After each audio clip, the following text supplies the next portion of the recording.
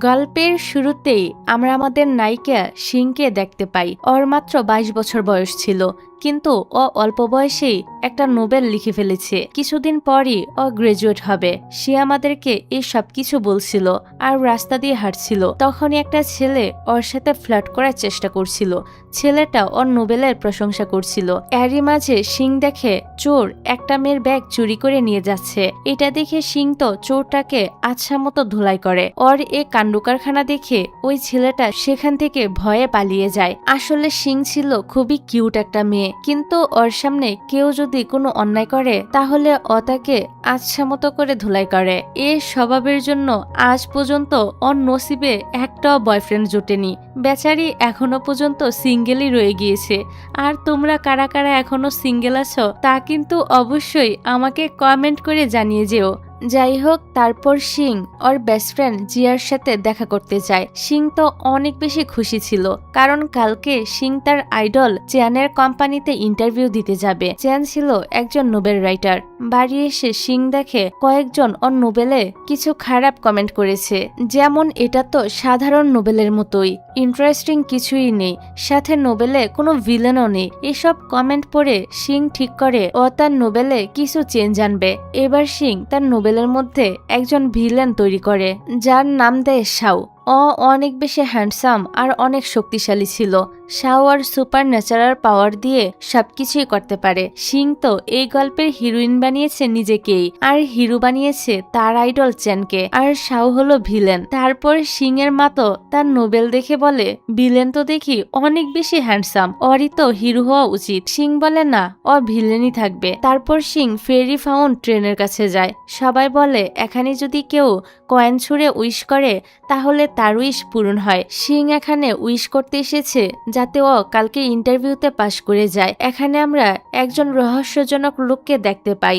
তখনই সেখানে একটা লাবিডাবি কাপল উইশ করতে আসে। ওদেরকে দেখে শিং তো মনে মনে বলতে থাকে, আমিও যদি একজন সত্যিকারের ভালোবাসার মানুষ পেয়ে যেতাম। এটা বলার সাথে সাথে ওর গলার একটা কয়েন ফাউন্টেনের মধ্যে পড়ে যায়। শিং এর কাছে কয়েনটা অনেক মূল্যবান ছিল। ও কয়েনটা তুলতে গেলে পানির গভীরে চলে যায়। সেখানে ও একটা ছেলেকে বেহুশ অবস্থায় দেখতে পায়। ঠিক তখনই তার চোখটা খুলে যায়। শিং নিজের কোলে ওই ছেলেটিকে দেখে খুবই ভয় পেয়ে যায়। ছেলেটার কোনো হুঁশ ছিল না, তাই শিং ছেলেটাকে কোলে করে হসপিটালের দিকে নিয়ে যেতে থাকে। এরই মাঝে ছেলেটার চোখ খুলে যায়। ছেলেটা আর কেউ না, শিং এর নোবেল ক্যারেক্টার শাও ছিল। শাও নোবেলের ভিলেন, কিন্তু আশ্চর্যজনকভাবে ও কোনোভাবে আসল দুনিয়াতে চলে এসেছে। তবে শিং এখানে বুঝতে পারে না যে শাও তার নোবেলের ক্যারেক্টার। শিং ওকে এখানে রেখেই চলে যাচ্ছিল, কিন্তু শাও ওকে আটকে দেয় আর ওর সাথেই কথা বলতে থাকে। শাওয়ের কাছে তো শিং এর এসব পোশাক খুবই আজব লাগছিল, তাই শিং বলে এটা 21 শতক, এখানে সবাই এরকম জামা কাপড় পরে। শিং ওর কয়েনটা খুঁজছিল, তখনই শাও ওকে কয়েনটা দেখিয়ে বলে, তুমি কি এটা খুঁজছো? শিং বলে, হ্যাঁ, এটা আমার কয়েন, আমাকে এটা দিয়ে দাও। কিন্তু শাও ওকে কয়েনটা দিতে চাচ্ছিল না, তাই শিং বলে, আমি তোমার জীবন বাঁচিয়েছি আর তুমি আমার সাথে এরকম করছো। শাও ওকে কয়েনটা দিয়ে সেখান থেকে চলে যাচ্ছিল। তখনই শিং ওর সাথে কথা বলার জন্য ওর পিছন পিছন যায় আর ওর হাত ধরে। শাও বলে, তুমি আমার জীবন বাঁচিয়েছো, এখন কি তুমি সেটার জন্য আমার কাছ থেকে প্রতিদান চাও? এটা বলে সে তো শিংকে কিস করতে যায়। শিং তো লজ্জা পেয়ে সরে যায় আর বলে, না না, তুমি যেতে পারো। বেচারি কি আর বলবে, প্রতিদান হিসেবে কিস তো আর নিতে পারবে না। এবার দুজন দুজনের রাস্তায় চলে যায়। শাওয়ের কাছে তো মডার্ন দুনিয়ার সবকিছুই আজব লাগছিল, তাই ও এসব বুঝার জন্য লাইব্রেরিতে যায়। সেখানে বই পড়ে ও জানতে পারে ও টাইম ট্রাভেল করে 5000 বছর আগে চলে এসেছে। মানে ও টাইম ট্রাভেল করে ভবিষ্যতে চলে এসেছে। যেটা দেখি সে তো খুবই অবাক হয়ে যায়। পরের দিন শিং কোম্পানিতে ইন্টারভিউ দিতে আসে। ও খুব ভালোভাবেই ইন্টারভিউ দেয়। এখানে চ্যান আর ওর বেস্ট ফ্রেন্ড মিনও ছিল। মিনের কাছে তো শিং এর ইন্টারভিউটা অনেক ভালো লাগে। ফিরার পথে শিং এর হিলটা রাস্তায় আটকে যায়। শিং তো কিছুতেই হিলটা বের করতে পারছিল না। আশেপাশের লোকজনও তাকে কোনো হেল্পই করছিল না।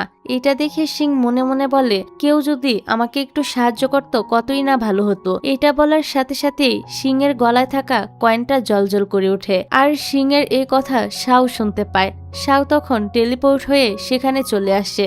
এখানে এসে শাও তো শিংকে বলতে থাকে, তুমি আমাকে এখানে কেন ডাকলে? শিং বলে, আমি আবার আবার কখন তোমাকে ডাকলাম? সিং এর হিল আটকে ছিল, তাই শাও ওর পাওয়ার দিয়ে হিলটা ভেঙে দেয়। তারপর শাও সিংকে বলে, আমি 5000 বছর ভবিষ্যতে চলে এসেছি, তুমি আমাকে এখানে নিয়ে এসেছো, তুমি আমাকে প্রথমবার ডেকে এনেছো, এখন আবার তোমার সাহায্যের কথা শুনে আমি না চাওয়া সত্ত্বেও তোমার কাছে চলে এসেছি। সিং বলে, তোমার নাম কি? শাও বলে, আমার নাম শাও। এটা শুনে সিং তো অবাক হয়ে যায় আর মনে মনে বলে, ও আমার নোবেলের ভিলেন না তো? এই ভয়ে সে তো এখান থেকে পালিয়ে যায় আর দৌড়ে ফেরি ফাউন্টের কাছে চলে আসে। শাও ওর পিছন পিছন সেখানে চলে আসে আর বলে, তুমি আমাকে এখানে নিয়ে এসেছো, তাই আমাকে ফেরত পাঠানোর দায়িত্ব তোমার। সত্যি করে বলো তো, তুমি আমার সাথে কি করেছো? সিং শাওকে বলে না যে শাও ওর লেখা নোবেলের একজন ভিলেন, ও আসল কোনো মানুষই না। সিং বলে, আমি তো কিছুই করিনি, একটা উইশ করেছি যেন ইন্টারভিউতে পাশ করতে পারি। তখনই ওর মনে পড়ে ও তো এটাও উইশ করেছিল যেন সে সত্যিকারের ভালোবাসার মানুষ পেয়ে যায়। তবে এ কথা সে শাওকে বলে না। তারপর ওরা দুজন মিলে অনেক চেষ্টা করে যাতে শাও ওর দুনিয়ায় চলে যেতে পারে, কিন্তু কোনোভাবেই কাজ হচ্ছিল না। শাও তো ওর দুনিয়ায় ফিরেই যেতে পারে না, তাই ওরা দুজন টায়ার্ড হয়ে শুয়ে পড়ে। তারপর সিং ঘুমিয়ে পড়লে ও ফেরিল্যান্ডে পৌঁছে যায়। এখানে ওই রহস্যজনক লোকটিও ছিল। আসলে উনি হলো ফেরি ফাউন্ডের ফেরি, ওনার নাম হলো ব্যান। ব্যান বলে, আমি তো তোমার ইচ্ছেটা পূরণ করে দিয়েছি, তাহলে এখন এখানে কি করছো? শাওকে তো তোমার সত্যিকারের ভালোবাসা হিসেবে পাঠিয়েছি। এই শুনে সিং তো ওনার উপর প্রচন্ড রেগে যায় আর বলে, ও তো খারাপ ছেলে, আমি ওকে চাই না। ব্যান বলে, তোমার ইচ্ছে পূরণ হয়ে গিয়েছে, তাই এখন আর এটা ফিরিয়ে নেওয়া যাবে না। এটা বলে ওকে বাস্তব পৃথিবীতে পাঠিয়ে দেয়। ঘুম ভাঙার পর সিং শাওকে সেখানে রেখে পালিয়ে আসে। বাড়ি এসে সিং ওর লেখা নোবেলটা ডিলিট করে দেয়। ও ভেবেছে এটা করলে শাও আর দুনিয়ায় ফিরে যাবে। তারপর সিং নিশ্চিন্তে ঘুমিয়ে পড়ে। তবে সকালবেলা ও ঘুম থেকে উঠে দেখে ওর নিচে পড়ে আছে আর শাও কিনা নিশ্চিন্তে ওর বিছানায় ঘুমাচ্ছে। এ দেখে সিং তো ভয় পেয়ে সেখান থেকে পালাতে চাচ্ছিল, কিন্তু শাওকে ধরে ফেলে আর বলে, আমি যতক্ষণ না আমার দুনিয়ায় ফিরে যেতে পারছি ততক্ষণ আমি তোমার সাথেই থাকবো। হতে পারে কোনো না কোনো ভাবে তুমি আমাকে আমার দুনিয়া ফেরত পাঠাতে পারবে। তবে সিং তো ওকে এখানে থাকতে দিতে রাজি হচ্ছিল না, কিন্তু শাও ভিলেনের মতো সিংকে ব্ল্যাকমেল করে বলে, আচ্ছা ঠিক আছে, আমি তাহলে তোমার মায়ের সাথে একটু দেখা করে আসছি। এটা শুনে সিং তো ভয় পেয়ে যায় আর ওকে এখানে থাকতে দিতে রাজি হয়ে যায়। এরপর থেকে এই ভিলেন সাহেব রাজার মতো ভাবসাপ নিয়ে চলতে থাকে, সিংকে দিয়ে নিজের সব রকম কাজ করাতে থাকে। তারপর শাও যখন গোসল করতে যায়, সিং তো লজ্জা পেয়ে সেখান থেকে চলে আসছিল। শাও বলে, তোমাকে আমার দরকার হতে পারে, তাই তুমি এখানেই থাকো। বেচারি সিং এর আর কিছুই করার থাকে না, তাই সে সেখানে চোখ বন্ধ করে দাঁড়িয়ে থাকে। তখন শাও বলতে থাকে, তুমি চোখ বন্ধ কেন করে রেখেছো? তুমি কি ভয় পাচ্ছ যে আমি এত বেশি হ্যান্ডসাম, তুমি আমাকে দেখলেই আমার প্রেমে পড়ে যাবে? সিং বলে, এরকম কিছুই না। এটা বলে সে এখান থেকে চলে যেতে নেয়, কিন্তু পা স্লিপ করে সে তো সেখানে পড়েই যাচ্ছিল।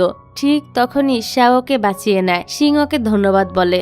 এটা শুনে শাওকে ছেড়ে দেয় আর কিউট একটা হাসি দিয়ে সেখান থেকে চলে যায়। এদিকে বেচারি সিং তো বাথটবে পড়ে ভিজে যায়। তারপর তো শাও টিভির মধ্যে কিছু হ্যান্ডসাম মডেলদের দেখে ওদের মতো ড্রেস আপ করতে চায়। তবে সিং এর কাছে তো কোনো ছেলেদের কাপড়ই ছিল না, তাইও জিয়ার কাছ থেকে ওর ভাইয়ের জামা কাপড় নিয়ে আসে।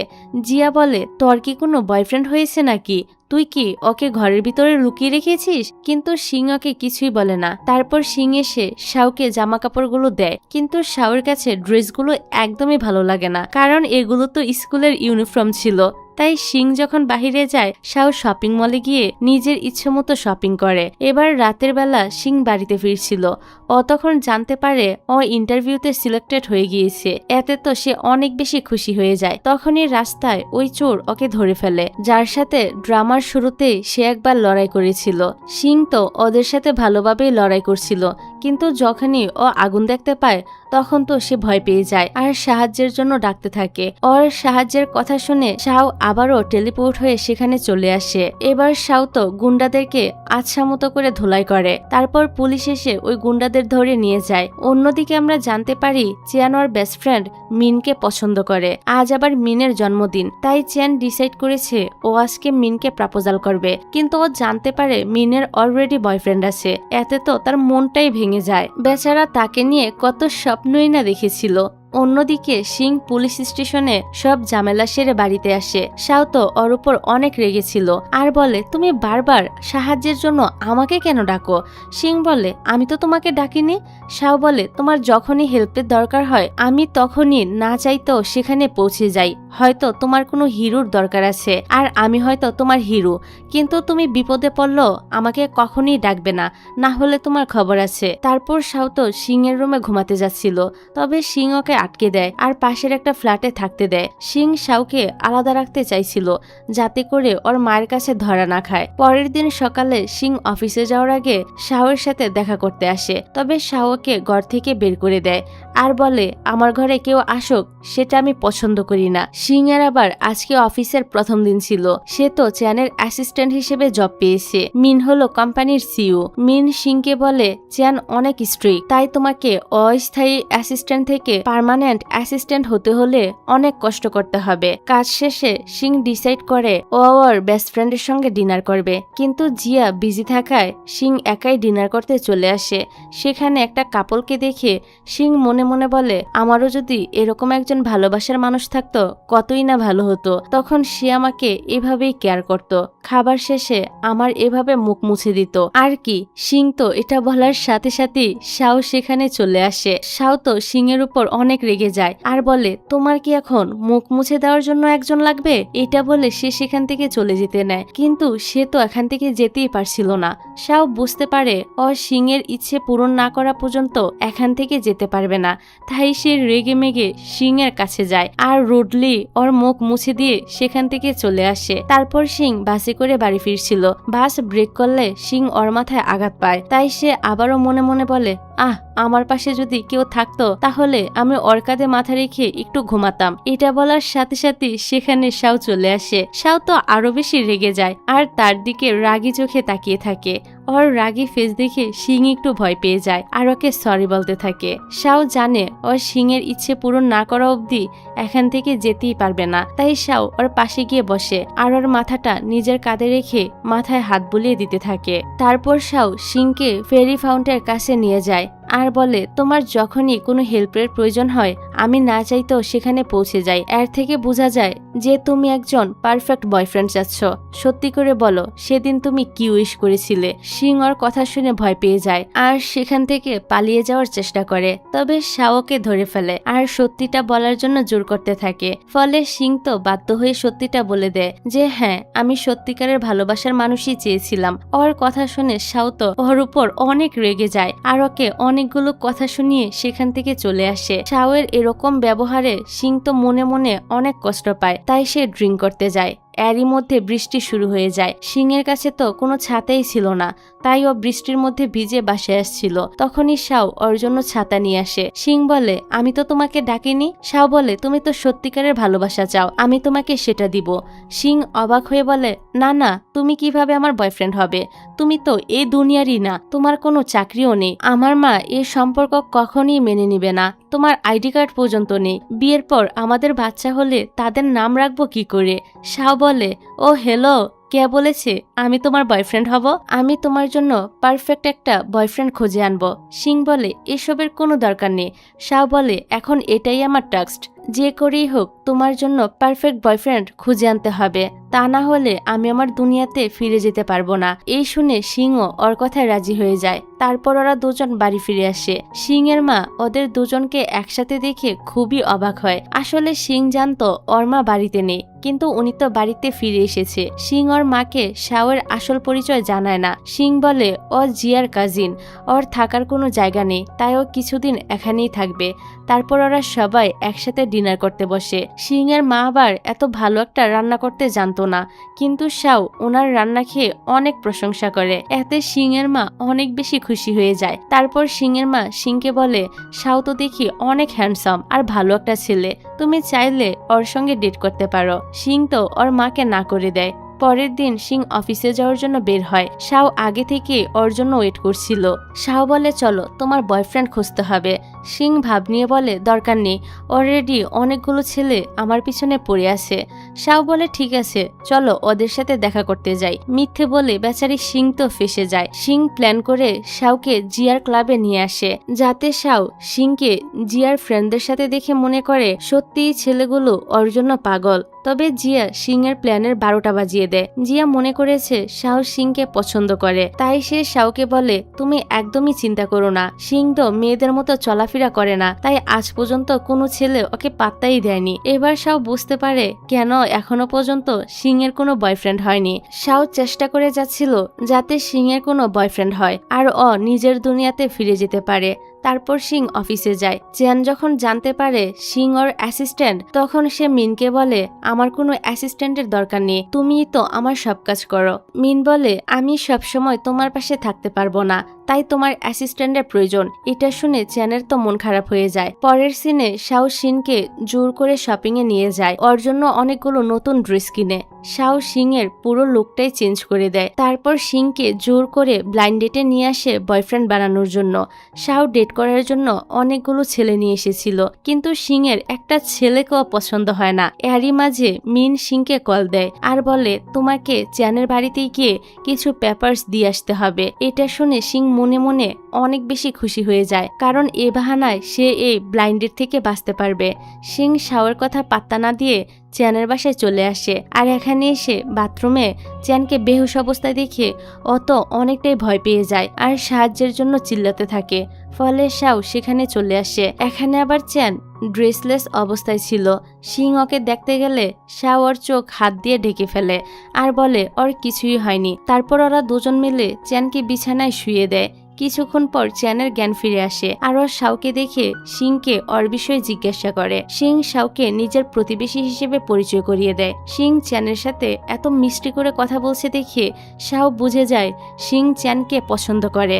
তাই ও পরে সিংকে জিজ্ঞাসা করে তুমি কি তোমার বসকে পছন্দ করো, তুমি ওর সঙ্গে ডেট করতে চাও? সিং তো আমতামতা করে বলতে থাকে এরকম কিছুই না, আমি ওনাকে আমার আইডল হিসেবে পছন্দ করি। তারপর ওরা যখন বাড়ি ফিরছিল তখন সিং এর মা ওদেরকে একসাথে দেখে ফেলে। উনি মনে করে শাও আর সিং এর মধ্যে কিছু একটা চলছে। পরের দিন শাও সিংকে অনেকগুলো টিপস দেয় চেনকে পটানোর জন্য। শাও সিংকে বলে তোমাকে তোমার বসের সাথে ডেট করতে হবে। সিং তো ওর কথায় বেশি একটা পাত্তা না দিয়ে সেখান থেকে চলে আসে। তারপর সিং এর মা শাওয়ের কাছে আসে। উনি তো মনে করেছে শাও আর সিং এর মধ্যে কিছু একটা চলছে, তাই উনি শাওকে সিং এর বিষয়ে সব বলতে শুরু করে। সিং এর মা বলে আমি আসলে সিং এর আসল মা না, ছোটবেলায় ওর মা মারা গিয়েছে, তখন সিং আর ওর বাবা এই বাসায় থাকতো। আমার ছেলে জুন আর সিং একই ক্লাসে পড়তো।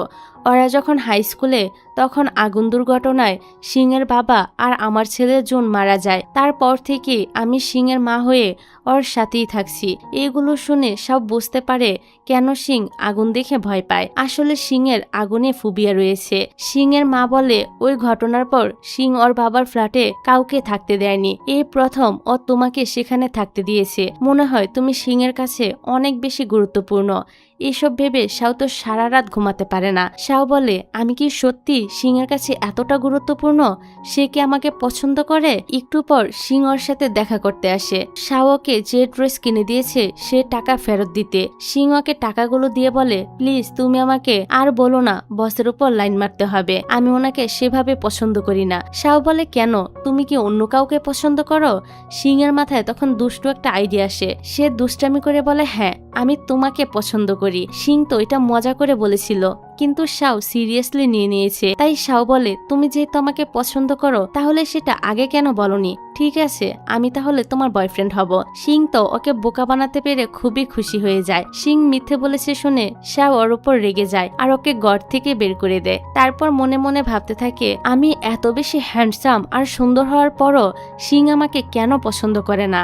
যাই হোক পরের সিনে চেনকে দেখা যায়। বেচারা তো প্রেমে ছেঁকা খেয়ে পুরোপুরি দেবদাস হয়ে গিয়েছিল। চেন ওর নোবেলে মিনকে হিরোইন বানিয়েছিল, তবে ও কষ্টে নোবেলের ভিতর হিরোইনকে মেরে ফেলে। এতে করে ফ্যানরা তো ওর উপর ভীষণ রেগে যায়। এজন্য ওদের বিজনেসেও অনেক টাকা লস হয়। এদিকে সিং অফিসে এসে দেখে চেনের অনেক ফ্যানেরা অফিসে এসে হাঙ্গামা করছে। ওরা পুরো অফিসটাকে ঘিরে রেখেছে, এমনকি কিছু টক্সিক ফ্যান চেনকে মারার হুমকি পর্যন্ত দিচ্ছে। তারপর রাতের বেলা একজন ফ্যান চেনের উপর অ্যাটাক করার চেষ্টা করে।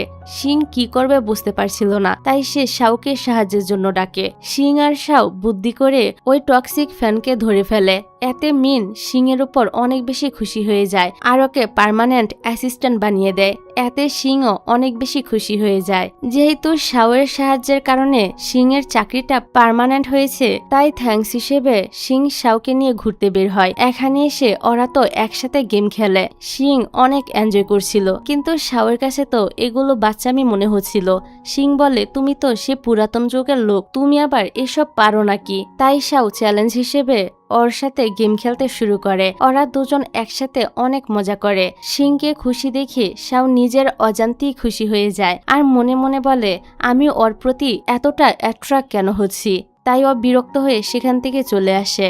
শিংও ওর পিছন পিছন আসতে থাকে। পরের দিন শাও শিং এর জন্য অনেকগুলো জামা কাপড় কিনে নিয়ে আসে আর ওকে খুব সুন্দর করে রেডি করিয়ে অফিসে পাঠিয়ে দেয়, যাতে শিং চ্যানকে ইমপ্রেস করতে পারে। অফিসে আসার পর সবাই তো শিং এর এ নতুন লুক দেখে ওর অনেক প্রশংসা করতে থাকে। নতুন লুকে শিংকে অনেক প্রিটি লাগছিল। যাই হোক, রাতের বেলা কাজ শেষ করে শিং বাড়ি ফেরার জন্য বের হতে নিবে, ঠিক সে সময় ও দেখে চ্যান অনেক বেশি ড্রিঙ্ক করে ফেলেছে। তাই শিং ওকে কোনোভাবে সামলে লিফটে তোলে। তবে হঠাৎ করে লিফটটা বন্ধ হয়ে যায়। এতে তো শিং অনেক ভয় পেয়ে যায়। শিং এখন শাওকেও ডাকতে পারবে না, কারণ এটা করলে শাও এখানে কিভাবে আসলো সে সম্পর্কে চ্যানকে কি বলবে। অন্যদিকে দেখা যায় শাও বসে বসে সিসিটিভিতে এসব দেখছিল, মানে এ লিফট বন্ধ করার প্ল্যান ওরই ছিল, ওদের দুজনকে কাছাকাছি আনার জন্য। এদিকে চ্যান তো ড্রাং হয়ে শিংকে মিনের গল্প বলছিল। শিং ওর কথায় অনেক বিরক্ত হচ্ছিল, তাই সে ঘুমানোর নাটক করে। চ্যান ভাবে ওর হয়তো শরীর খারাপ হয়েছে, তাই ওকে দেখতে ওর কাছে যায়। শাও যখন সিসিটিভি ফুটেজে এটা দেখে, ও মনে করে চ্যানের ইন্টেনশন ভালো না, তাই সে দৌড়ে গিয়ে লিফট খুলে শিংকে বের করে আনে। ফলে শিংয়ের তো ওর উপর সন্দেহ হয়। শিং বুঝতে পারে এই সবকিছু শাওই করেছে। এবার শাও তো ওর কথা শুনে দৌড়ে পালাতে নেয়, কিন্তু উষ্টা খেয়ে পড়ে যায়। বেচারার মান সম্মানের ফালুদা হয়ে যায়। শাও বলে, হ্যাঁ, এই সবকিছু আমিই করেছি তোমাদেরকে কাছাকাছি আনার জন্য, কিন্তু তোমার বসের তো দেখি ইন্টেনশন একদমই ভালো না, তাই তোমার উচিত ওকে ভুলে যাওয়া। শিং বলে, কেন? ও কত হ্যান্ডসাম এবং ধনী, আমি নিজেই তো ওর যোগ্য না। শাও বলে, টাকা পয়সাই সব না, তুমিও কি কম নাকি? তুমিও তো কত সুন্দর। এটা বলে ও নিজেই লজ্জা পেয়ে যায় আর সেখান থেকে দৌড় মেরে পালিয়ে যায়। বাড়ি আসার পরও শাও তো শিংকে নিয়েই ভাবছিল। শাও বলে, আমি কি ওকে পছন্দ করতে শুরু করেছি নাকি? না না, এটা হতেই পারে না।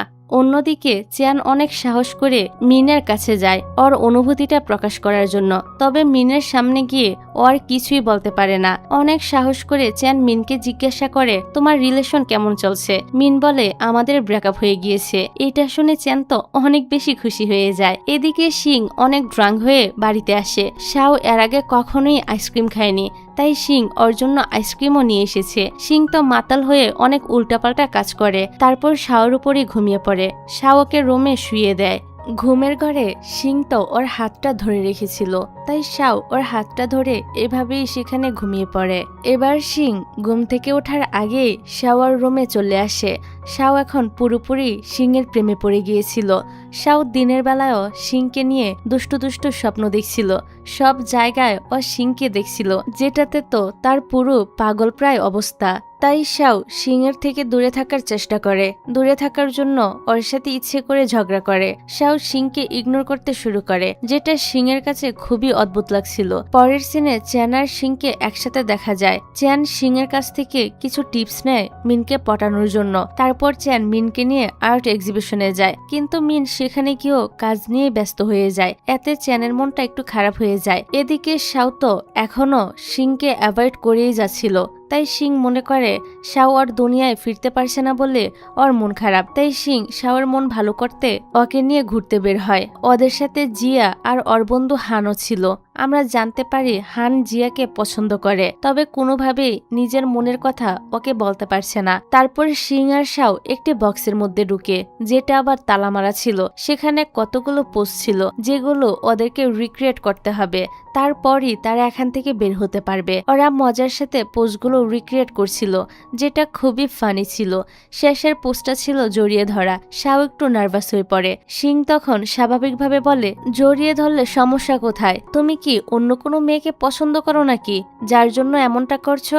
সিং অনেক প্রশ্ন করছিল। এতে শাও আরো বেশি নার্ভাস হয়ে পড়ে। তাই ও হঠাৎ করে সিংকে জড়িয়ে ধরে আর মনে মনে বলে, হ্যাঁ আমি একজনকে পছন্দ করি, আর সেটা তুমি নিজেই। যেহেতু ওরা সবগুলো টাস্ক কমপ্লিট করতে পেরেছে, তাই ঘরের দরজা খুলে যায় আর দুষ্টু সিং শাওকে রেখেই দৌড়ে বেরিয়ে যায়। তারপর ওরা সবাই একসাথে বাড়ি ফিরছিল। শাও মনে মনে বলে, বোকা মেয়েটা বুঝতেই পারছে না যে আমি তাকে কত পছন্দ করি। এদিকে সিং তো আসলে এসবের কিছুই বুঝতে পারছিল না, তবে সে অনেক বেশি খুশি ছিল, কারণ শাওয়ের মন এখন অনেক ভালো হয়ে গিয়েছে। শাও আর তাকে ইগনোর করছে না দেখে সে খুবই খুশি হয়। বাড়ি এসে শাও মনে মনে ভাবতে থাকে, ও যখন এভাবে খুশি আছে, তাহলে আমি ওর সাথে এভাবেই সময় কাটাবো। পরের দিন অফিসে যাওয়ার পর মিন সিং এর নোবেলের অনেক প্রশংসা করে। সিং বলে, আমি তো সেটা ডিলিট করে দিয়েছিলাম। তবে সে দেখতে পায় ওর এক ফ্যান আগে থেকেই সে নোবেলের স্ক্রিনশট নিয়ে অনলাইনে আপলোড করে রেখেছিল। মিন তো তাকে নোবেল কম্পিটিশনে অংশগ্রহণ করতে বলে। কম্পিটিশনের জন্য ওকে আবার একটি নতুন নোবেল লিখতে হবে। এদিকে শাও আবার সিংকে মেসেজ করছিল, কিন্তু অনেকক্ষণ হয়ে যাওয়ার পরও সিং ওর মেসেজের রিপ্লাই দেয় না। তাই শাও একেবারে সিং এর অফিসের সামনে চলে আসে। তারপর ওরা দুজন মিলে একসাথে লাঞ্চ করতে যায়। শাও তো সিং এর সাথে একদম বয়ফ্রেন্ডের মতোই বিহেভিয়ার করছিল। ও সিং এর সামনে কিউট সাজার চেষ্টা করছিল, কিন্তু এ মাথা মোটা মেয়ে এই ছেলেটার মাঝে এত পরিবর্তন দেখেও কিছুই বুঝতে পারে না। সিং যেহেতু ওর ফিলিংস বুঝতেই পারছে না, তাই শাও এবার অসুস্থ হওয়ার নাটক করে, যাতে ও সিং এর সাথে বেশি সময় কাটাতে পারে। সিং ও সত্যি সত্যি মনে করে ওর শরীর অনেক খারাপ, তাই সে ওর অনেক কেয়ার করছিল। সিং সারা রাত ধরে তার অনেক যত্ন করে। পরের দিন সকালে সিং শাওয়ের জন্য স্যুপ বানিয়ে নিয়ে আসে আর ওকে নিজের হাতে খাইয়ে দেয়। এতে তো শাও মনে মনে অনেক বেশি খুশি হয়ে যায়, কারণ ও যেমনটা চেয়েছে ঠিক তেমনটাই হচ্ছে। ও খুশিতে নাচতে শুরু করে, কিন্তু সিং এর আসার আওয়াজ শুনে আবারও অসুস্থ হবার নাটক করে। সিং যেহেতু অফিসে চলে যাবে, তাই ও ওর মাকে রেখে যায় শাওয়ের যত্ন করার জন্য। পুরোটা দিন সিং এর মা তো শাওয়ের অনেক খেয়াল রাখে। বেচারা শাওয়ের মনটাই খারাপ হয়ে যায়। ও কি প্ল্যান করলো আর কি হলো। যাই হোক, এভাবে মজায় মজায় কিছুদিন পার হয়ে যায়। একদিন শাও সিংকে নিয়ে মুভি দেখতে আসে। মুভি দেখতে দেখতে সিং তো শাওয়ের কাঁধে মাথা রেখে ঘুমিয়ে পড়ে। এটা শাওয়ের কাছে ভালোই লাগে। তারপর বাড়ি ফেরার সময় সিং শাওকে সরি বলে ওর কাঁধে মাথা রেখে ঘুমানোর জন্য, আর বলে, আসলে আমি একটু চিন্তায় আছি, আমি একটা নোবেল কম্পিটিশনে অংশগ্রহণ করব, তবে বুঝতে পারছি না নোবেলে কি লিখবো। শাও বলে, তুমি নোবেলও লেখো, আগে বলনি তো। সিং বলে, না না, এবারই প্রথম লিখবো। এখানে সিং শাওকে সত্যিটা বলে না যে ও আগেও একবার নোবেল লিখেছিল, আর শাও ওর নোবেলেরই একটা ক্যারেক্টার। যাই হোক, এখন শাও বলে, এটা ভালো হবে, তুমি নোবেলে আমাদের কাহিনীটাই লিখে দাও। শাওয়ের কাছেও এই আইডিয়াটা খুবই ভালো লাগে, কারণ ওদের সাথে যা হয়েছে পুরোটাই একটা রূপকথার গল্পের মতো। শাও মনে মনে এটা ভেবে খুশি হচ্ছিল যে সিং যদি আমাদের কাহিনীটা নোবেলে লিখে, তাহলে ও বুঝতে পারবে আমি ওকে কতটা ভালোবাসি। তারপর ওরা দুজন একসাথে বাড়িতে চলে আসে। পরের দিন দেখা যায় চ্যান মিনকে নিয়ে ঘুরতে আসে। মিন অ্যাডভেঞ্চার পছন্দ করত, কিন্তু চ্যানের তো হাইফোবিয়া রয়েছে, তাই মিন একা একাই সবগুলো রাইডে এনজয় করছিল। মিনকে খুশি দেখে চ্যানও অনেক খুশি হয়। অন্যদিকে রাতের বেলা সিং নোবেলের অনেকটা কাহিনী লিখে ফেলেছে। পরের দিন সকালে সিং যখন অফিসে যায়, শাও লুকিয়ে লুকিয়ে ওর রুমে ঢুকে। এটা দেখার জন্য সিং ওর ব্যাপারে নোবেলে কি লিখেছে। তবে শাও নোবেল দেখে অনেক রেগে যায়, কারণ সিং ওর ব্যাপারে নোবেলে ভালো কিছুই লেখেনি, উল্টো শাওকে হিরোর জায়গায় ভিলেন বানিয়ে দিয়েছে, যে কিনা সিংকে অনেক অত্যাচার করে। এমনকি সিং তো এই নোবেলের নাম দিয়েছে মাই ডেমনিক নেইবর। এসব দেখে শাওয়ের রাগ তো দ্বিগুণ হয়ে যায়। তাই ও এবার নিজে থেকে সিং এর জন্য নোবেল লেখা শুরু করে, যেখানে ও নিজেকে হিরো বানিয়ে দেয় আর সিংকে ওর প্রেমে পাগল বানিয়ে দেয়। শাও নোবেলে লিখেছে, হঠাৎ একদিন শাও টেলিপোর্ট হয়ে এ দুনিয়াতে চলে এসেছে, আর সিং ওকে প্রথম দেখেই ওর প্রেমে পড়ে গিয়েছে, কারণ ও দেখতে অনেক বেশি হ্যান্ডসাম ছিল। সিং ওকে বলে, আমি তোমাকে অনেক ভালোবাসি, তুমি যদি আমাকে বিয়ে না করো তাহলে তো আমি মরেই যাব। নোবেলের হিরো তো অনেক দয়ালু ছিল, ও চায় না ওর কারণে কেউ মারা যাক, তাই শাও সিংকে বিয়ে করতে রাজি হয়ে গিয়েছে। শাও তো কাহিনীটাকে ঠিক এভাবেই নোবেলে লিখে দিয়েছিল। তারপর সিং তো ওর লেখা নোবেল দেখে তার উপর অনেক রেগে যায় আর বলে, কি আজে বাজে জিনিস লিখেছ, আমি কবে তোমাকে বিয়ে করতে চেয়েছি। এই বিষয়টা নিয়ে ওদের দুজনের মাঝে তো ঝগড়া শুরু হয়ে যায়। পরে শাও ভাবতে থাকে, সিং আমার ব্যাপারে এত খারাপ কেন ভাবে, আমি এতটা হ্যান্ডসাম, এরপরও ও আমাকে পছন্দ কেন করে না। সাথে সে আরো বলতে থাকে এবার নতুন কোনো প্ল্যান করতে হবে ওকে ইমপ্রেস করার জন্য। এবার শাও জিয়ার সাথে দেখা করে ওর কাছ থেকে কিছু আইডিয়া নেয় সিংকে পটানোর জন্য। তারপর থেকে শাও সিং এর সাথে ভালো ব্যবহার করতে শুরু করে। শাও সিং এর সাথে একদম নোবেলের হিরোদের মতো ব্যবহার করছিল, ওর অনেক কেয়ার করছিল।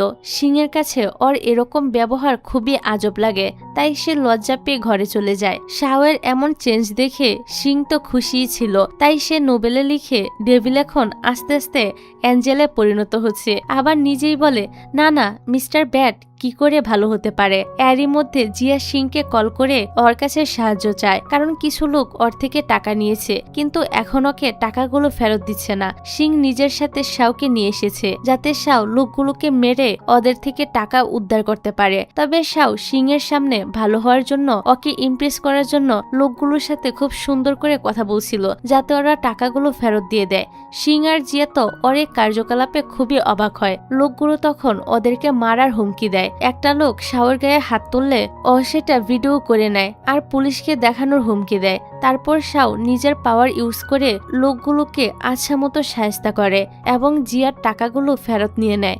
শাওয়ের এরকম কাজে সিং তো তার উপর সত্যি এবার পুরোপুরি ইমপ্রেস হয়ে যায়। শাও তো মনে মনে এটাই চাচ্ছিল। এবার রাতের বেলা সিং যখন নোবেলে শাওয়ের ব্যাপারে লিখতে যায় তখন ওর মনে পড়ে শাও শুধু খারাপ না, শাও তো ওর অনেক কেয়ারও করেছে, ওদের একসাথে অনেক সুন্দর মেমোরিজ রয়েছে। আর মনে মনে বলে, আমি ওকে যতটা খারাপ মনে করি আসলে তো সে ততটা খারাপ না। পরের দিন সিং শাওকে ওর লেখা নোবেলটা দেখায়। শাও নোবেলটা দেখে রেগে যায়, কারণ সিং এখনো ওকে নোবেলে ভিলেনি বানিয়ে রেখেছে। তারপর থেকে ওরা দুজন একসাথে নোবেল নিয়ে কাজ করতে থাকে।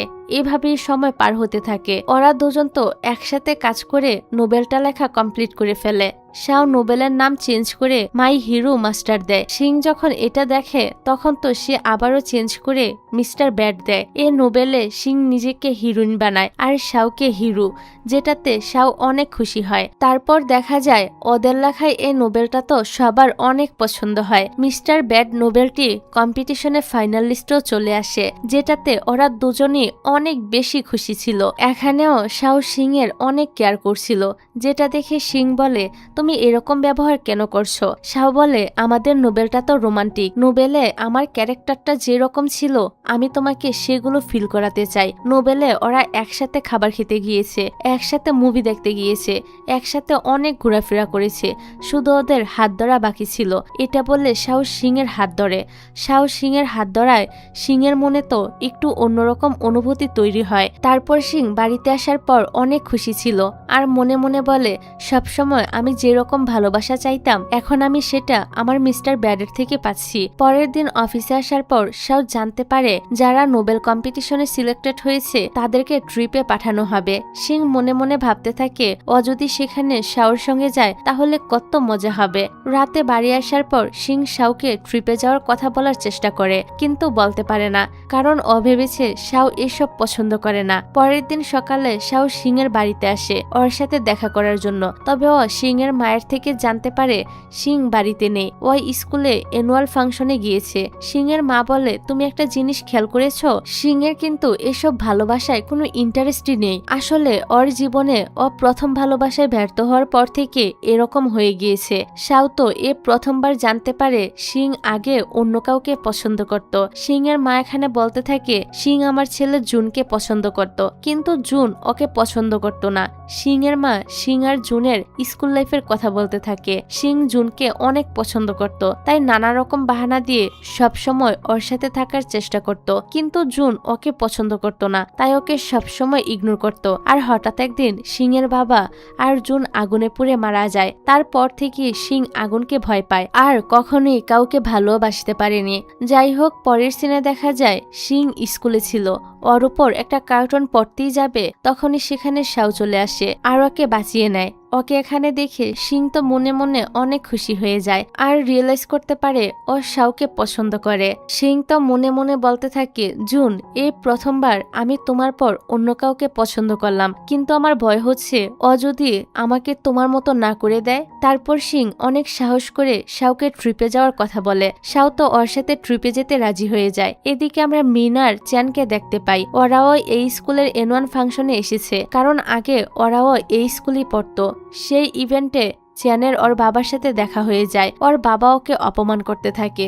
চ্যান তো মন খারাপ করে সেখান থেকে চলে আসে। পরে মিন এসে ওকে শান্ত করে। তখনই আমাদেরকে ওদের অতীতের কিছু সিন দেখানো হয়। চ্যান কোম্পানি খোলার জন্য ওর বাবার কাছে হেল্প চেয়েছিল, কিন্তু ওর বাবা ওকে অনেক কথা শোনায় আর বলে একদিন এই মেয়ের জন্যই তোমার জীবন নষ্ট হবে। চ্যান বলে আমরা শুধু ভালো বন্ধু, আমরা একসাথে বিজনেস করতে চাই, এর বাইরে আমাদের মধ্যে কোনো সম্পর্কই নেই। ওর কথা শুনে মিনের মন খারাপ হয়ে যায়, কারণ ও মনে মনে চ্যানকে পছন্দ করত। তারপর একদিন মিন চ্যানের বাবার সাথে দেখা করে আর কোম্পানি খোলার জন্য ওনার কাছ থেকে সাহায্য চায়। চ্যানের বাবা বলে আমি হেল্প করব, কিন্তু তুমি কখনোই আমার ছেলের সাথে ডেট করতে পারবে না। মিন ওনার কথায় রাজি হয়ে যায়। এই জন্যই আজ পর্যন্ত মিন নিজের মনের কথা চ্যানকে কখনোই বলেনি। আসলে অনেক আগে থেকে মিন চ্যানকে পছন্দ করত। আর এখান থেকে সিন আবারও বর্তমানে চলে আসে।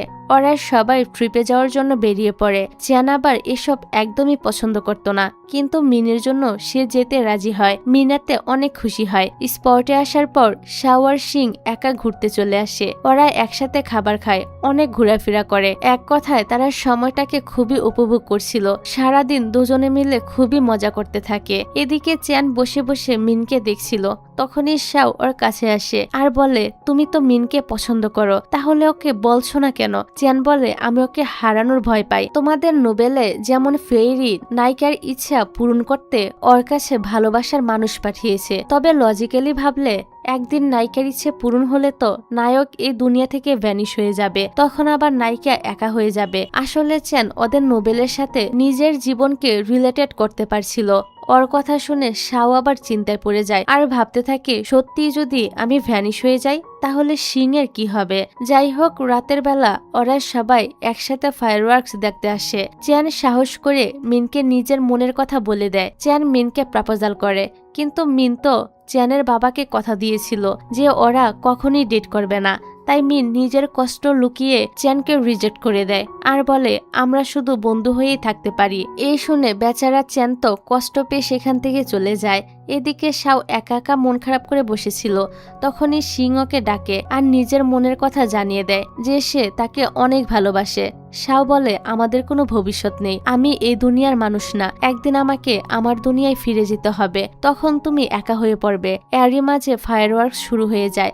শাও মনে করে সিং এর প্যানিক অ্যাটাক শুরু হবে, তাই ও তাড়াতাড়ি সিংকে জড়িয়ে ধরে। সিং বলে আমি জানি না আমার ইচ্ছে পূরণ হওয়ার পর তুমি এই দুনিয়া থেকে ভ্যানিশ হয়ে যাবে কিনা, কিন্তু আমি তোমাকে সত্যি অনেক বেশি ভালোবাসি। আমি ভবিষ্যতের কথা ভেবে বর্তমান সময়টা নষ্ট করতে চাই না, এটার জন্য আমি পরে আফসোস করব। তাই বলো তুমি আমার বয়ফ্রেন্ড হবে কিনা। ওর এসব কথা শুনে শাওয়ের মন তো একদম আইসক্রিমের মতো গলে গলে পড়তে থাকে। সে সাথে সাথে তার বয়ফ্রেন্ড হতে রাজি হয়ে যায়। তারপর ওরা একজন আরেকজনকে কিস করতে নিবে, সেই সময় বাকিরা সেখানে চলে আসে। এই জন্য ওরা সাইডে যায় কিস করার জন্য, কিন্তু তখনই সেখানে সিং এর একজন কলিগ চলে আসে। তাই ওরা তাড়াতাড়ি লুকিয়ে পড়ে। ওদের এরকম অবস্থা দেখে তারা নিজেরাই হাসতে থাকে। যাই হোক, পরের দিন তারা ট্রিপ থেকে ফিরে আসে। বাসের মধ্যেও ওরা সবার থেকে লুকিয়ে লুকিয়ে প্রেম করে বেড়াচ্ছিল। বাড়িতে আসার পরও ওরা চিন্তায় ছিল কিভাবে ওরা নিজেদের রিলেশনশিপের কথা মাকে জানাবে। সিং এর মা যদি শাওয়ের সম্পর্কে ওর ফ্যামিলির ব্যাকগ্রাউন্ড সম্পর্কে জানতে চায় তাহলে ওরা কি করবে। তাই ওরা ডিসিশন নেয় আপাতত ওদের রিলেশনশিপের কথা মাকে জানাবে না। পরের দিন সকালে অফিসে যাওয়ার সময় শাও সিংকে এগিয়ে দেয়, যেটাতে সিংও অনেক খুশি হয়। এদিকে ট্রিপ থেকে ফিরে আসার পর চ্যানের মন অনেক খারাপ ছিল। ও অফিসের মিটিং এর সময় সবার সামনে মিনকে বলে তুমি কেন চাচ্ছ আমরা সবকিছু আগের মতো ঠিক রাখি। মিন ওর এরকম কাজে অনেক রেগে যায় আর বলে তুমি অফিসের সবার সামনে আমাদের পার্সোনাল বিষয়গুলো কেন আনছো, তুমি যদি আর এরকম করো তাহলে আমি রিজাইন করে চলে যাব। অন্যদিকে শাও আর সিং এর প্রেম তো ভালোই চলছিল। ওরা একসাথে খুবই হ্যাপি ছিল। পরের সিনে দেখা যায় মিন শাওকে অফিসে ডাকে। মিন ওদের মিস্টার ব্যাড নামের নোবেলটি পাবলিশ করতে চাইছিল। মিন বলে সিং আগেও অনেক ভালো নোবেল লিখেছে, সিং অনেক ভালো নোবেল লিখে, তাই আমি ওর সাথে কন্ট্রাক্টে সাইন করতে চাই। শাও অবাক হয়ে বলে সিং আগে নোবেল লিখেছে মানে? মিন বলে হ্যাঁ। মিন শাওকে সিং এর লেখা আগের নোবেলটা দেখায়, যেটাতে হিরো ছিল চেন আর শাও ছিল ভিলেন। শাও দেখে এই নোবেলের সাথে ওর জীবনের পুরোপুরি মিল আছে, মানে নোবেলের কাহিনীর সাথে ওর জীবনের কাহিনী একদমই মিলে যায়। এসব দেখে শাওয়ের মাথায় তো আকাশ ভেঙে পড়ে। শাও বুঝতে পারে বাস্তব দুনিয়াতে ওর কোনো অস্তিত্বই নেই, ও শুধু নোবেলের একটা ক্যারেক্টার মাত্র। এসব জেনে তো ও অনেক বেশি কষ্ট পায়, তাই সে সিং এর সাথে দেখা না করেই অফিস থেকে বের হয়ে আসে। সিং তো ওর পিছন পিছন দৌড়ে আসে। শাও সিংকে বলে সত্যি করে বলো আমি কে? আমি তো তোমার নোবেলের একটা ক্যারেক্টার মাত্র, আমার তো বাস্তবে কোনো অস্তিত্বই নেই। সিং তো ওকে বোঝানোর চেষ্টা করে, কিন্তু শাও ওর কোনো কথা না শুনেই সেখান থেকে চলে আসে। এই বিষয়টা নিয়ে সিং আর শাওয়ের দুজনেরই মন খারাপ ছিল। এবার রাতের বেলা সিং শাওয়ের সাথে কথা বলতে যায় আর ওকে সরি বলে এতদিন ওর থেকে এই বিষয়টা লুকানোর জন্য। শাও বলে এতে তোমার কোনো দোষ নেই, আমি তো এটা ভেবে কষ্ট পাচ্ছিলাম যে বাস্তব দুনিয়াতে আমার কোনো অস্তিত্ব নেই। সিং তখন ওকে নানান কথা বলে শান্ত করতে থাকে, ওর মন ভালো করার চেষ্টা করে। এদিকে মিন চ্যানের থেকে দূরে থাকার জন্য কোম্পানি থেকে রিজাইন করার ডিসিশন নেয়। অফিসের সবাই এটা জানার পর ওদেরও মন খারাপ হয়ে যায়। চ্যানও এটা জানার পর অনেক রেগে যায় আর মিনকে বলে তুমি এভাবে রিজাইন করতে পারো না, আমরা এত বছর একসঙ্গে কাজ করেছি, একবারের জন্য কি তোমার মনে আমার জন্য কোনো ফিলিংস জন্মায়নি? মিন তো ওর কথার কোনো উত্তরই দেয় না, যেটাতে চ্যান অনেক কষ্ট পেয়ে সেখান থেকে চলে আসে। এভাবে অনেকটা সময় পার হয়ে যায়। মিন এখন ওর বাবা মায়ের সাথে ওনাদের বেকারিতে কাজ করে। এদিকে চ্যান ওর বাবার সঙ্গে দেখা করতে আসে। চ্যানের মন খারাপ দেখে ওর বাবা বলে মিন চলে গিয়েছে তো কি হয়েছে, ওর জন্য তোমার কোম্পানি বন্ধ হয়ে যাবে নাকি? তোমার কোম্পানি সামলানোর জন্য আমি অন্য কাউকে পাঠাবো। চ্যান বলে আপনার যেহেতু আমার উপর কোনো বিশ্বাস নেই, তাহলে সে সময় আমাদের কোম্পানিতে আপনি কেন ইনভেস্ট করেছেন? ওর বাবা তখন বলে আমি তো মিনের ডেডিকেশন দেখে কোম্পানিতে ইনভেস্ট করতে রাজি হয়েছিলাম, কিন্তু আমি কখনোই চাইনি ওই মেয়ে তোমার সম্পত্তিতে ভাগ বসাক, তাই আমি শর্ত রেখেছিলাম তোমাকে কখনোই সে ডেট করতে পারবে না। এটা জানার পর চ্যান ওর বাবার উপর প্রচন্ড রেগে যায় আর বলে আমি আপনার সব টাকা পরিশোধ করে দিব, কিন্তু এরপর থেকে আপনি আর আমার জীবনে ইন্টারফেয়ার করবেন না। এসব বলে সে রেগে সেখান থেকে চলে আসে। অন্যদিকে শাও আর সিংকে দেখা যায়। শাওয়ের যেহেতু ছোটবেলা বলতে কিছুই নেই, তাই সিং ওকে ছোটবেলার মুহূর্তগুলো এক্সপিরিয়েন্স করাতে আনে। একদম ছোটবেলা থেকে গ্রাজুয়েশন পর্যন্ত ওকে সবকিছুই এক্সপিরিয়েন্স করায়। সিং শাওয়ের জন্য জন্মদিনের ব্যবস্থা করে। শাও মোমবাতিতে ফু দেওয়ার আগে উইশ করে আর বলে আমি সবসময় আসল দুনিয়াতেই থাকতে চাই, সিং এর পাশে থেকে ওকে প্রটেক্ট করতে চাই। তারপর শাও সিংকে কিস করে। এখনো শাও ওর এই জীবনটাকে অ্যাকসেপ্ট করে নিয়েছে, কিন্তু কিস করার সাথে সাথেই শাও এ দুনিয়া থেকে ভ্যানিশ হয়ে যায়, কারণ সিং এর সত্যিকারের ভালোবাসা পাওয়ার ইচ্ছেটা তো পূরণ হয়ে গিয়েছে। এই দেখে সিং তো অনেক ভয় পেয়ে যায় আর বারবার হেল্প হেল্প বলে ডাকতে থাকে, কিন্তু শাও আর আসে না। এতে সিং কান্না করতে শুরু করে দেয়। সিং এটা কিছুতেই মানতে পারছিল না যে শাও একেবারের জন্য এই দুনিয়া থেকে ভ্যানিশ হয়ে গিয়েছে। অন্যদিকে শাওকে দেখা যায় ও নোবেলের দুনিয়াতে চলে এসেছে। ও সেখানকার লোকদের জিজ্ঞাসা করে ফেরি ফাউন্টেনের কাছে যায় আর সেখানে গিয়ে বারবার উইশ করতে থাকে যাতে ও সিং এর কাছে পৌঁছাতে পারে, কিন্তু কোনোভাবেই কাজ হচ্ছিল না। এভাবেই সময় পার হতে থাকে। সিং তো প্রতিনিয়তই শাওয়ের আসার অপেক্ষা করছিল। ও প্রতিটা সময় শাওকে খুব বেশি মিস করত। এদিকে চ্যান তার নিজের কাজে অনেক মনোযোগ দেয়, কারণ তাকে তো এখন নিজের বাবার কাছে প্রমাণ করতে হবে যে সেও তার বাবার থেকে কম না, আর তার বাবাকেও ওনার টাকাগুলো ফেরত দিতে হবে। তাই সে একজন ইনভেস্টরের সাথে ডিল করতে যায়।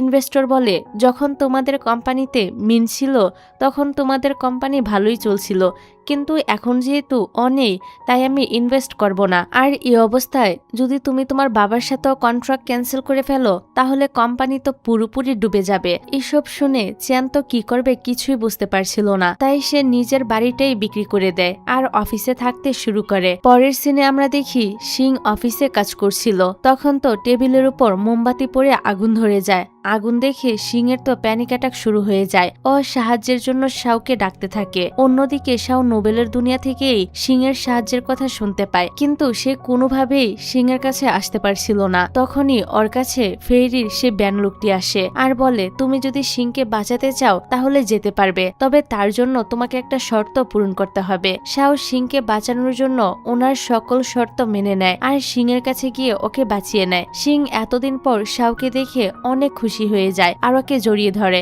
কিন্তু শাওকে না চেনার নাটক করে। শাও তো ওকে নিজের কাছ থেকে দূরে সরায় আর রেগে সেখান থেকে চলে আসে। সিং ওর পিছন পিছন গিয়ে বলে, তোমার কি কিছুই মনে নেই? আমরা দুজন দুজনকে ভালোবাসি। শাও তো তখন আরো তাকে উল্টাপাল্টা অনেক কথা বলে রাগ দেখিয়ে সেখান থেকে চলে আসে। শাওয়ের এমন ব্যবহারে সিং তো কান্না করতে শুরু করে দেয়। সিংকে এভাবে কষ্ট পেতে দেখে শাওয়েরও কিন্তু অনেক বেশি কষ্ট হচ্ছিল, কিন্তু তার এখন কিছুই করার নেই। ওকে তো আবারও ফিরে যেতে হবে। ও চায় না ওর জন্য সিং আর কোনো কষ্ট পাক। এদিকে সিং এসব ভাবছিল আর ওর মাথায় তখন একটা আইডিয়া আসে।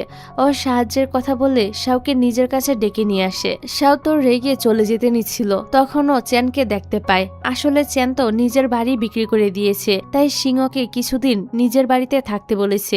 এটা দেখে শাও তো অনেক বেশি জেলাস হয়ে যায়। সে কোনোভাবেই নিজের গার্লফ্রেন্ডকে অন্য কোনো ছেলের সাথে একা থাকতে দিবে না, তাই শাও এখানে থাকার সিদ্ধান্ত নেয়। সিং ওকে রুমে নিয়ে যায় আর বলে, আমি জানি তোমার সব মনে আছে, তাই নাটক করা বন্ধ করো। আমি তখনই বুঝতে পেরেছিলাম তোমার সব মনে আছে, যখন তুমি ট্রাফিক সিগন্যাল দেখে দাঁড়িয়ে পড়েছিলে। শাও বলে, তার মানে তুমি এতক্ষণ আমাকে বোকা বানাচ্ছিলে? সিং বলে, হ্যাঁ, এবার আমাকে সত্যিটা বলে দাও, তুমি এসব কেন করেছিলে? শাও বলে, আসলে ফেরি বেন এখানে আসার জন্য আমাকে একটা শর্ত দিয়েছে। শর্তটা হলো আমাকে এখানে একটা মিশন কমপ্লিট করতে হবে, তারপর আবারও ফিরে যেতে হবে। আমি এই বিষয়টা তোমাকে জানাতে চাইনি, কারণ আমি চলে গেলে তুমি আবারও কষ্ট পাবে। সিং বলে, আমি তোমাকে আগেই বলেছি আমি ভবিষ্যতের কথা ভেবে বর্তমান নষ্ট করতে চাই না, তাই আমাদের কাছে যেটুকু সময় আছে আমরা সেটা একসাথে এনজয় করব। শাও এবার সিং এর কথা মেনে নেয়। এবার রাতের বেলা ওরা দুজন তো একসাথে ঘুমিয়ে পড়ে। পরের দিন সকালে সিং ঘুম থেকে উঠে দেখে শাও চ্যানের অনেক খাতির যত্ন করছে, যেটা দেখে ও খুশি হয়। চ্যান জানতে পারে শাও আর সিং রিলেশনশিপে আছে। চ্যানও তাদের জন্য অনেক খুশি হয়। তারপর চ্যান অফিসে এসে বাকি স্টাফদেরকে বলে যে নোবেলগুলো ফাইনালের জন্য সিলেক্ট করা হয়েছে সেগুলো এখন পাবলিক করা হবে। কাজ করার সময় চ্যানের বারবার মিনের কথা মনে পড়ছিল। মিন কত সুন্দরভাবে সবকিছু সামলাতো। তারপর চ্যান মিনের সাথে দেখা করতে যায় আর বলে, তুমি তোমার লাইফ যেভাবে কাটাতে চাও সেভাবেই কাটাতে পারো।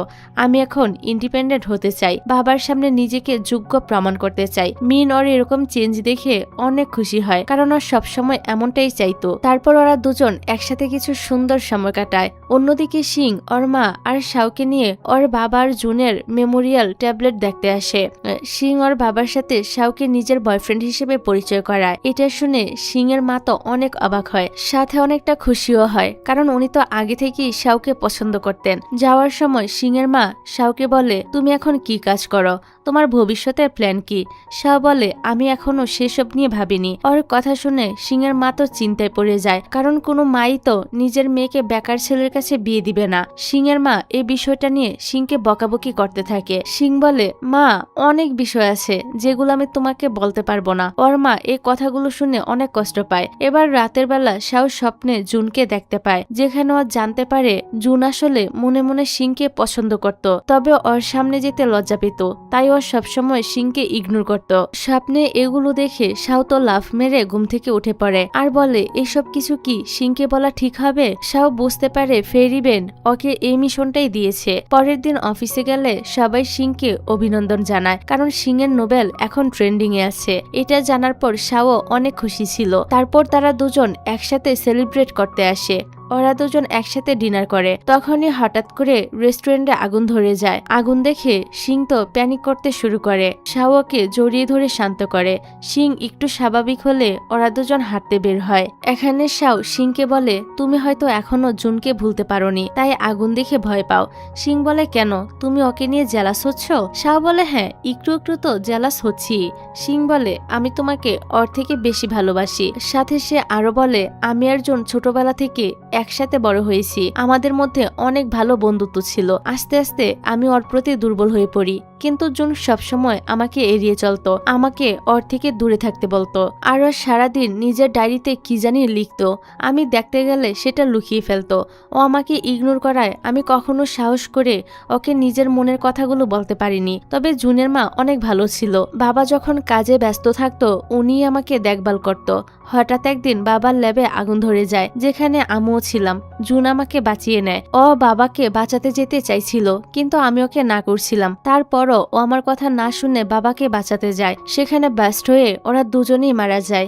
জুন মারা যাওয়ার আগ পর্যন্ত আমার দিকে তাকিয়েছিল। সিং আরো বলে, জুন অনেক ভালো একটা ছেলে ছিল, সাথে ইন্টেলিজেন্টও ছিল, তবে সে আমাকে পছন্দ করত না। আর দেখো, আমাকে বাঁচাতে গিয়ে সে মারা গেল। এসব বলে সে অঝরে কান্না করতে থাকে। ওর এসব কথা শুনে শাও অবশেষে ওকে সত্যিটা বলে দেওয়ার ডিসিশন নেয়। শাও বলতে থাকে, এবার আমি ফিরে আসার পর থেকে জুন সবসময় আমার স্বপ্নে আসছে। স্বপ্নে আমি জানতে পেরেছি জুনও তোমাকে পছন্দ করত। তবে সিং ওর কথা বিশ্বাস করে না। ও মনে করে শাওর মন ভালো করার জন্য এসব বলছে। বাড়িতে এসে শাও এটাই ভাবতে থাকে, ফেরিবেন হয়তো আমাকে এই মিশনটাই দিয়েছে। আমাকে যে করেই হোক সিং এর ফায়ার ফোবিয়াটা দূর করতে হবে, আর সেই ঘটনা ওর সামনে আবারও পুনরায় তৈরি করতে হবে। এদিকে মিন চ্যানের কথাই ভাবছিল। চ্যান সবসময় ওর অনেক খেয়াল রাখতো। ওর খুশিতেই চ্যান খুশি হতো। সকল বিপদ আপদ থেকে তাকে রক্ষা করার চেষ্টা করত। মিনও বুঝতে পারে চ্যান সত্যি ওকে অনেক ভালোবাসে। পরের দিন সিং অফিসে গেলে চ্যান ওকে বলে, তোমার রিজাইন করা উচিত।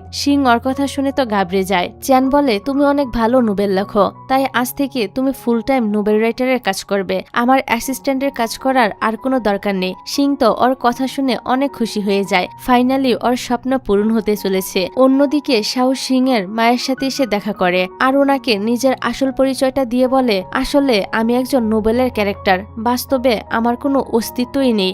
স্বাভাবিকভাবে সিং এর মা তো ওর কথা বিশ্বাসই করে না, তাই শাও ওনার সামনে নিজের সুপার পাওয়ার গুলো দেখাতে থাকে। এসব দেখে সিং এর মা ওর কথা বিশ্বাস করে নেয় আর বলে, তুমি নোবেল ক্যারেক্টার হয়ে বাস্তব দুনিয়াতে কিভাবে এসেছো?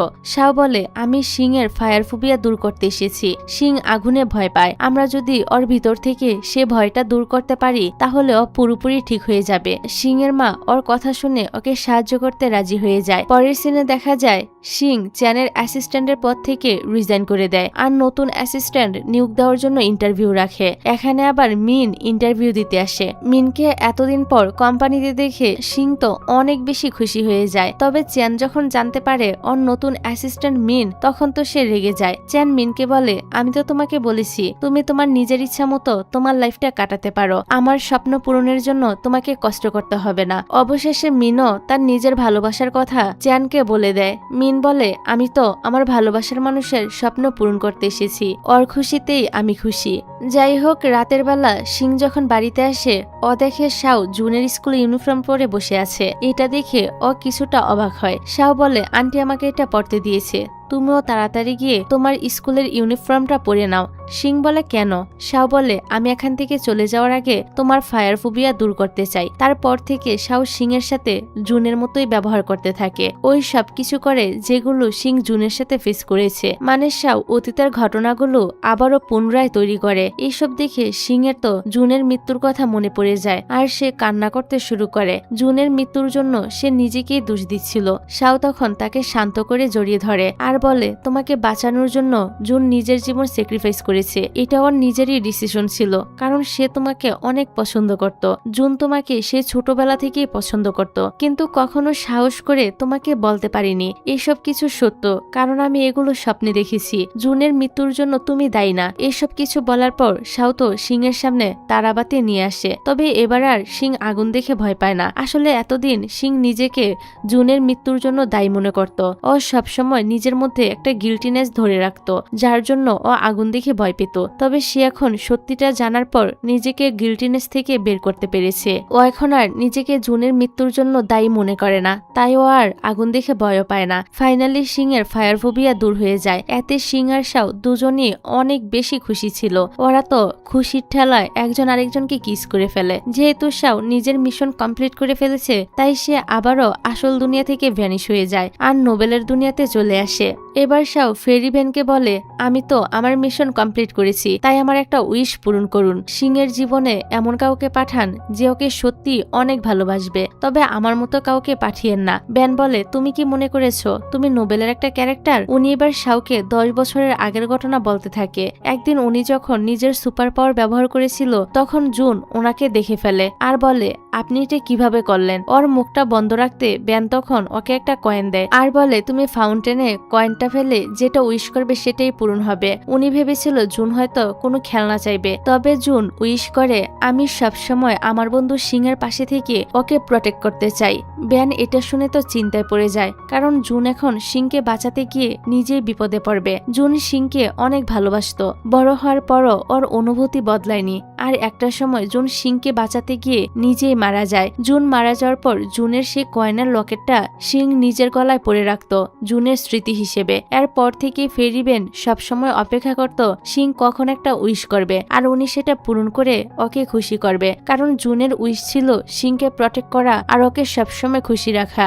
অনেক বছর পর সিং যখন সত্যিকারের ভালোবাসার উইশ করে, ফেরি ভ্যান তখন সেটা পূরণ করে দেয়। এসব শুনে শাও তো অবাক হয়ে যায় আর বলে, তাহলে আপনি কেন আমাকে চুজ করলেন? ফেরি ভ্যান বলে, জুন যে সবসময় ডায়েরিতে লেখালেখি করত, আসলে অত গল্পই লিখত। তুমি হলে জুনের লেখা একটা ক্যারেক্টার। যে গল্পে জুন লিখেছিল শাও সবসময় সিংকে রক্ষা করবে, আর এই কারণেই জুনের মৃত্যুর পর তুমি সিংয়ের জীবনে চলে এসেছো ওকে প্রটেক্ট করার জন্য, আর তোমার ভিতরে জুনের সকল অনুভূতি চলে এসেছে। মানে শাওয়ের ক্যারেক্টারটা সিন না জুন বানিয়েছিল।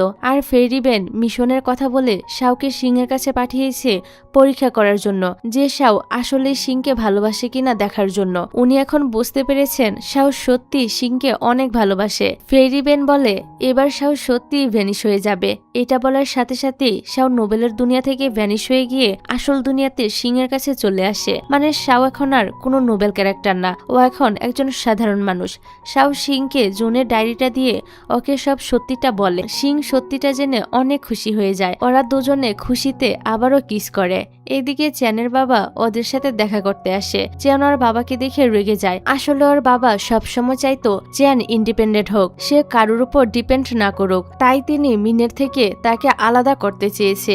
চ্যানের বাবা মিনকে সরি বলে ওই সময় ওর সাথে খারাপ ব্যবহার করার জন্য। ওনারা আর ওদের সম্পর্ক নিয়ে এখন কোনো সমস্যা নেই। ফাইনালি ওদের মধ্যে আবার সবকিছু ঠিক হয়ে যায়। ওরা দুজন একসাথে অনেক হ্যাপি ছিল। অন্যদিকে শাও আর সিং ওর মাকে বলে দেয় শাও এখন সাধারণ মানুষের মতো এই দুনিয়াতে থাকতে পারবে। মা তো এটা শুনে অনেক খুশি হয়, তবে চিন্তায় পড়ে যায় শাওয়ের কাছে তো কোনো আইডি কার্ড নেই। বিয়ের পর ওদের বাচ্চাদের রেজিস্ট্রি কিভাবে করবে? তবে শাও এখানে আসার আগেই সব ব্যবস্থা করে ফেলেছে। তারপর সিং আর শাও রেজিস্ট্রি ম্যারেজ করে নেয়। চ্যান ওদের সাথে বিদায় নিয়ে নিজের নতুন বাড়িতে চলে আসে। মিন ওর জন্য ওর পুরনো বাড়িটা আবারও কিনে নিয়েছে। এখানে তো চ্যান একটা আন্টি দিয়ে মিনকে বিয়ের জন্য প্রপোজাল করে। মিনও খুশি মনে রাজি হয়ে যায়। ওরা ওদের একসাথে কাটানোর সময়গুলোর কথা মনে করতে থাকে। তারপর একজন আরেকজনকে রোমান্টিক একটা কিস করে। এবার সিন চেঞ্জ করে একেবারে সিং আর শাওর বিয়ের দিন দেখানো হয়। সিংকে বিয়ের ড্রেসে দেখে শাও তো নিজের চোখ সরাতেই পারছিল না। ওরা দুজনও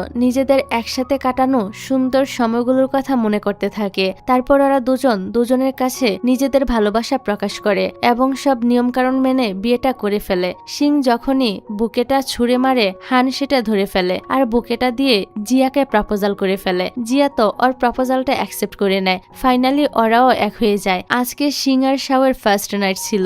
ওরা একজন আরেকজনকে দেখে তো অনেক বেশি লজ্জা পাচ্ছিল। ওরা এখন একসাথে রাত কাটাবে সেটা ভেবে। পরের দিন সকালে ওরা জুনের মেমোরিয়ালের সামনে চলে আসে। শাও জুনকে বলে, তুমি চিন্তা করো না, তোমার ভালোবাসার মানুষকে আমি অনেক ভালো রাখবো। এরই মাঝে সিং এর লেখা মিস্টার ব্যাড নামের নোবেলটি অনেক পপুলারিটি পায়। নোবেলটি কিছুদিনের মধ্যেই সোল্ড আউট হয়ে যায়। এভাবে হাসি খুশিতে অনেকটা সময় পার হয়ে যায়। তারপর কয়েক বছর পরের সিন দেখানো হয়। সিং আর শাওর এখন একটা মেয়ে হয়েছে। ওরা একসাথে অনেক খুশি ছিল। পরের দিন আবার সিং এর ফ্যান মিটিং ছিল। সেখানে তো সিং এর ছেলে ফ্যানরা ওর সাথে ছবি তুলতে আসে। তবে শাও এটা দেখে অনেক জেলাস হয়, তাই সে সবার সামনে সিংকে কিস করে। এতদিনে শাও একটা কলেজের প্রফেসর হয়ে গিয়েছে। তারপর ওরা সেই ফেরি ফাউন্ডের কাছে আসে। তখনই তাদের মেয়ে বলতে থাকে, বাবা মা এখানে কি সত্যি ফেরি আছে? সিং বলে, সত্যি এখানে ফেরি আছে কিনা জানি না, তবে তোমার বাবার সাথে আমার এখানেই দেখা হয়েছিল, এখান থেকেই আমাদের লাভ স্টোরি শুরু হয়েছে। তারপর তারা তো খুশি খুশি বাড়িতে চলে আসে। আর এখানে সিং এর লেখা মিস্টার ব্যাড নামের নোবেলটি শেষ হয়ে যায়। মানে এতক্ষণ আমরা যে ড্রামাটা দেখেছি এটা পুরোটাই একটা নোবেলের স্টোরি ছিল, অর্থাৎ এতক্ষণ যা দেখেছেন এসব কিছুই সিং এর লেখা নোবেলের কাহিনী ছিল, এসব কিছু সত্যি ছিল না। এরই মাঝে একজন রিপোর্টার সিংকে প্রশ্ন করে, আপনি এরকম একটা ফ্যান্টাসি নোবেল কেন লিখেছেন? এটা কি সত্যি হতে পারে? সিং বলে, আমি ওই রকম মানুষের মনে সাহস দিতে চেয়েছিলাম যারা কিনা নিজেদের ভালোবাসার মানুষদের হারিয়ে হতাশায় ভুগছে। আমি তাদেরকে বলতে চাই যে আপনাদের জীবনে হয়তো এমন কেউ আসবে যে কিনা আপনাকে অনেক বেশি ভালোবাসবে, তাই আপনার জীবনে এগিয়ে যাওয়া উচিত। আরেকজন বলে, আপনার লাইফেও কি এরকম কোনো সাও আছে? সিং বলে, আমি কখনো আমার লাইফে এরকম ফ্যান্টাসি জিনিস ফিল করিনি, আর বাস্তবে টাইম ট্রাভেল বলতে কিছুই হয় না। আমার জীবনে কোনো সাও নেই, তবে আমার ছোটবেলার বন্ধু, আমার ভালোবাসার মানুষ, আমার হাজবেন্ড জুন আছে, যে আমাকে অনেক ভালোবাসে, তবে ও কাজে ব্যস্ত থাকায় আজকে এখানে আসতে পারেনি। তখনই জুন সেখানে আসে, যেটা আর কেউ নয়, ওর নোবেলের সাও। জুন তো এখানে সবাইকে ধন্যবাদ জানায় ওর ওয়াইফের সেমিনারে আসার জন্য। বাস্তবেও ওরা দুজন একসাথে অনেক সুখী ছিল। এদিকে আমরা দেখি বাস্তবেও চিয়ান আর মিনের মধ্যে রিলেশনশিপ আছে, ওরা দুজনও একসাথে অনেক খুশি ছিল। আর এরকম একটা সিনের মধ্য দিয়ে এই ড্রামাটা এখানেই শেষ হয়ে যায়।